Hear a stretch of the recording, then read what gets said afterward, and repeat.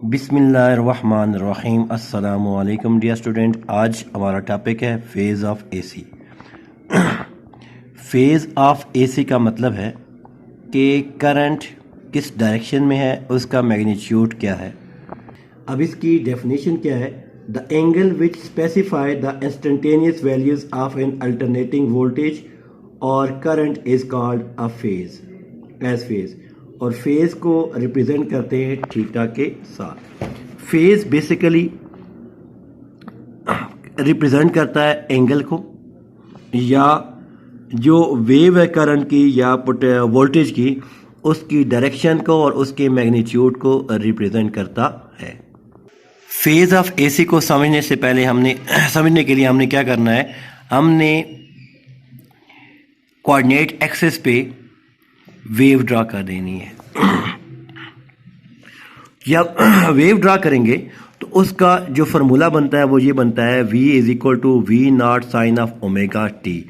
और omega T लिखें या v is equal to V naught sine of theta लिख दें, दोनों एक ही हैं। थीटा इज इक्वल टू क्या होता है? ओमेगा टी के इक्वल आता है। क्यों? कि angular velocity is equal to क्या होता है? Change of angular displacement with respect to time. तो दोनों आपस में क्या है? ये इक्वल है। हमने क्या किया है? एक वेव ड्रा कर दी। ये इसका ओरिजिन है। वेव स्टार्ट हो यहां से यहां तक। अलोंग एक्सिस पे हमने रिप्रेजेंट कर दिया है थीटा एंगल, और अलोंग वाई एक्सिस पे हमने रिप्रेजेंट कर दिया है वोल्टेज या फेज चेंज भी इसको कह सकते हैं। क्योंकि जब एंगल यहाँ से अब वेव चलती है, वेव मूव करती है, करंट की वेव, तो उसका जो एंगल है वो हर लम्हा चेंज होता है, साथ साथ उसकी डायरेक्शन भी चेंज होती है। सपोज एक बॉडी है या एक वेव है, इलेक्ट्रिक करंट है, वो स्टार्ट कर रही है पॉइंट ओ पर या ऑरिजिन के ऊपर। जब ऑरिजिन के ऊपर जब ये बॉडी या वेव मूवमेंट करेगी तो जो थीटा होगा वो हमारे पास क्या होगा?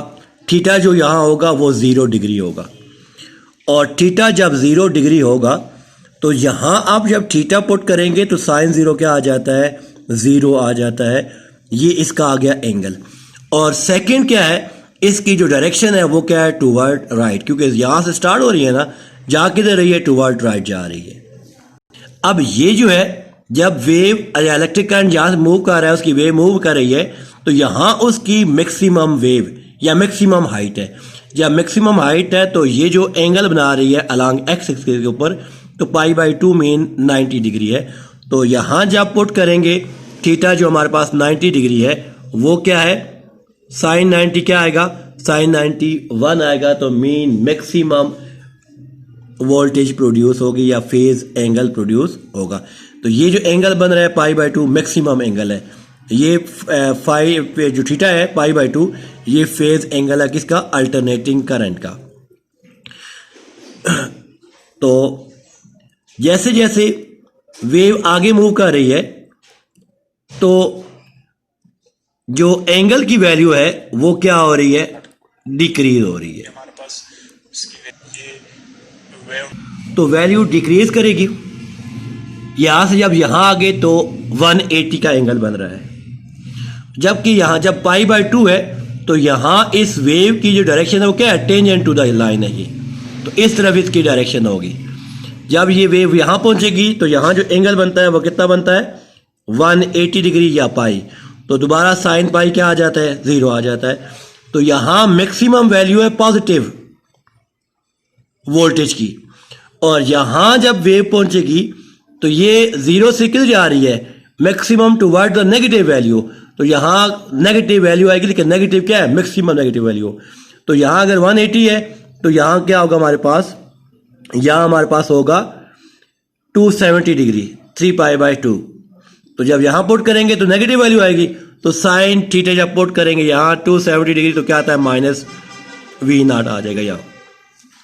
फिर जब दोबारा यहां पहुंचेंगे, जब यहां पहुंचेंगे तो उसकी दोबारा क्या होगी? जो वेव की जो वोल्टेज होगी या पोटेंशियल डिफरेंस जो होगा वो क्या होगा? यहाँ आके दोबारा ज़ीरो होगा। क्यों कि 360 दोबारा क्या हो जाता है, यहाँ के ज़ीरो हो जाता है।